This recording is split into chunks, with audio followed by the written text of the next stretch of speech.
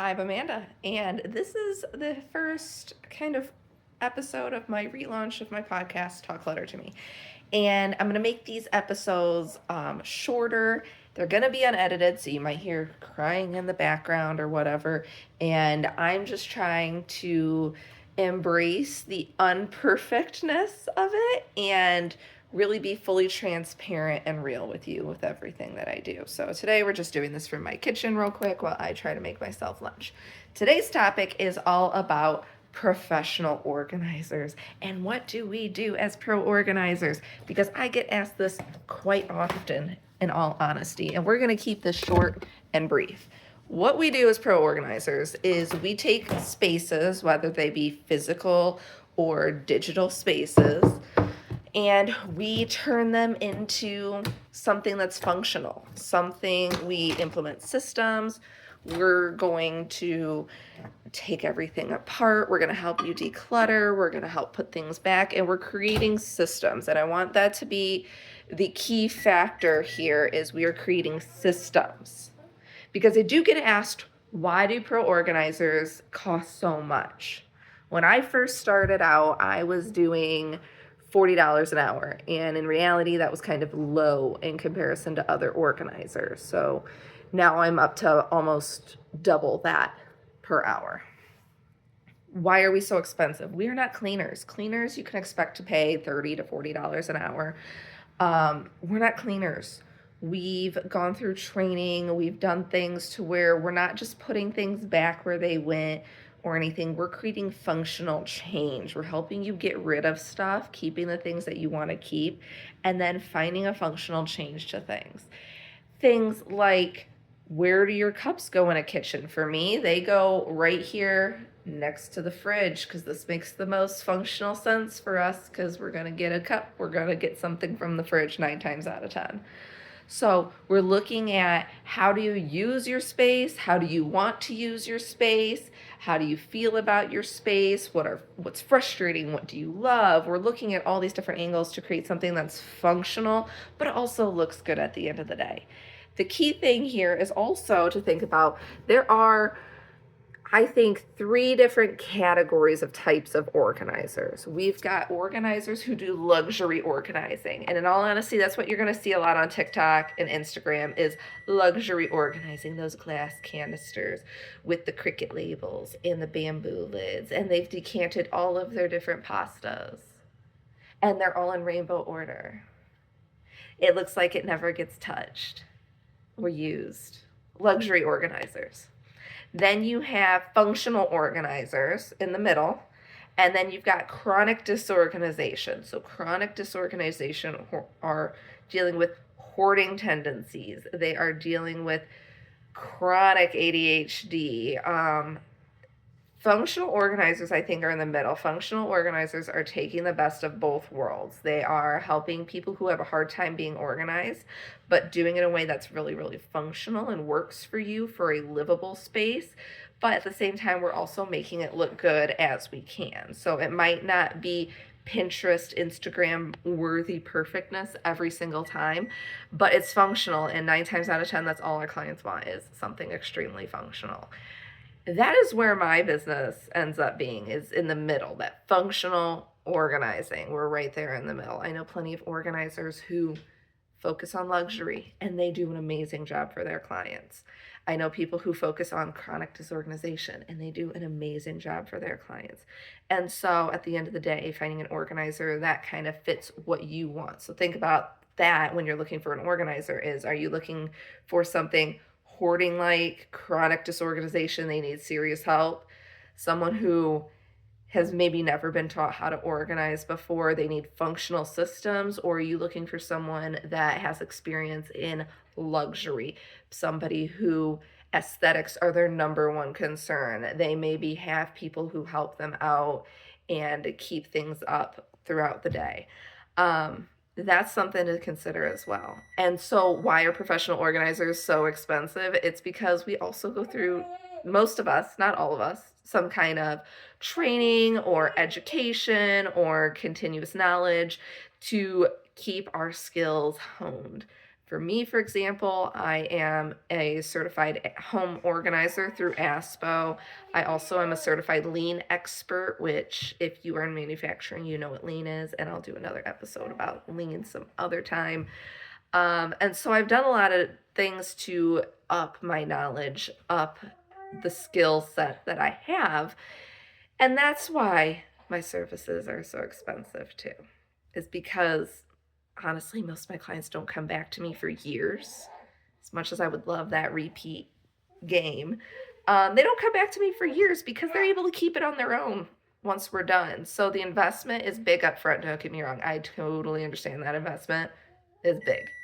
But it pays off in the long run when you know you don't have to hire an organizer again for 6 months, 1 year, 2 years plus.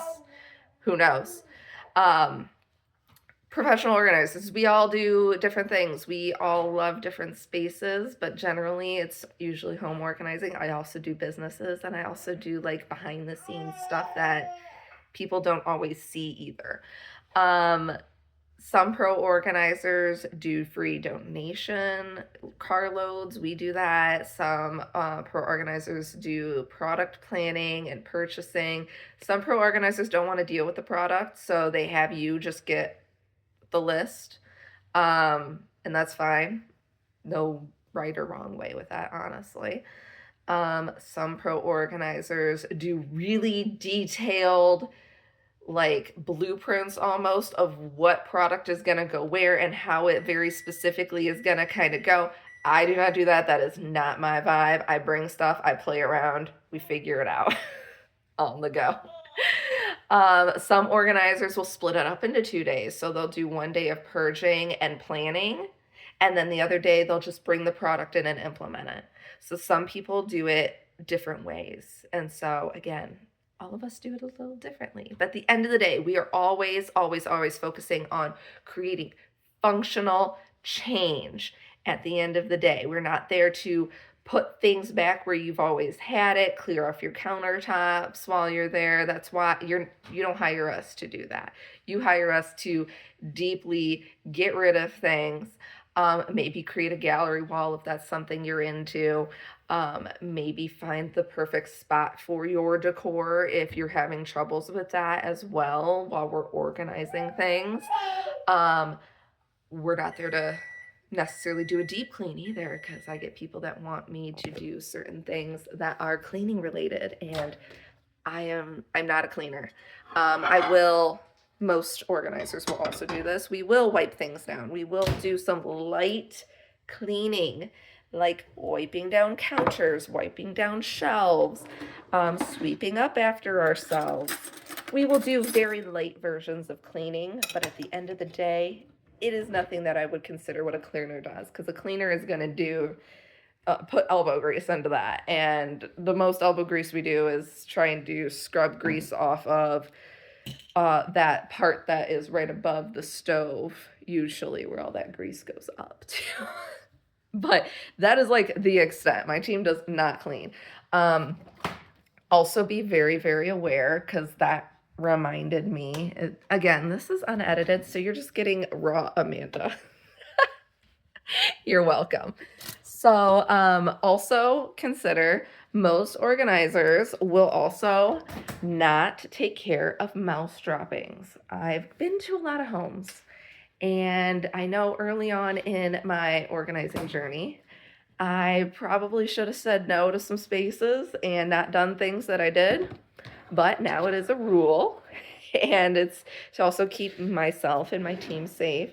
Mouse droppings are very, very toxic, and if they are not cleaned up properly, it can actually cause humans a disease called Hevatica or something like that, and you can die from that, from the just airborne stuff. When you try to sweep up mouse droppings, it can give you this disease and you can die from it. So this is a serious illness, which is why we do not tackle mouse droppings. Now, let's be honest, in Michigan, if there's a mouse in your basement or in your garage, that's totally normal to me.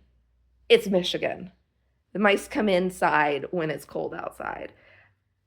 I think it's totally normal personally. So finding little bits here and there are just going to be what happens. And I don't mind cleaning up little bits, very, very little bits. But if I'm seeing like there was a nest here or this bag is filled with mouse poop, like I'm not touching it. We're not dealing with this cabinet, has a lot of mouse droppings. We're not dealing with that. We make the client do that because there you can either do it yourself or you can hire someone to do that that is trained. I think you have to find someone who is like hazardous waste specialty with that specifically, um, and not just a basic stuff. Even cleaners will not sometimes touch that stuff because you also need to do like pet waste, like if your cat or your dog is peeing and pooping in a certain room, like that's a hazardous waste situation as well. And so you have to have a hazardous waste cleaner clean that up if you want it done professionally. We do not do that. We just organize your stuff. But yeah, that's the gist of what an organizer does and why we do cost money. But really, at the end of the day, the investment was really worth it.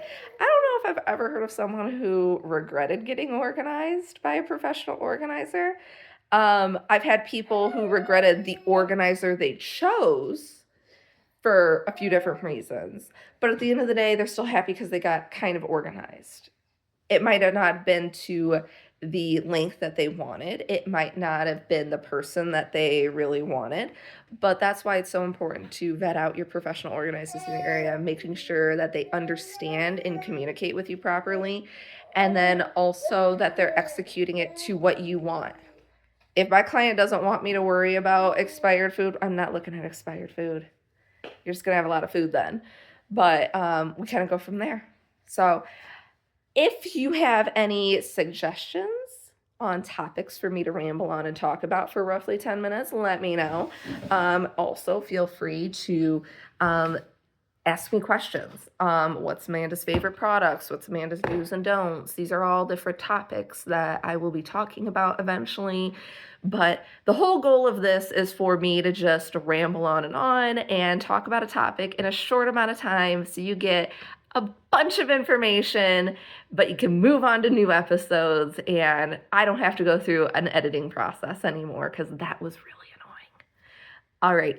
Stay tuned for more episodes, and thank you for joining Amanda with Talk Clutter to Me. Have a great day.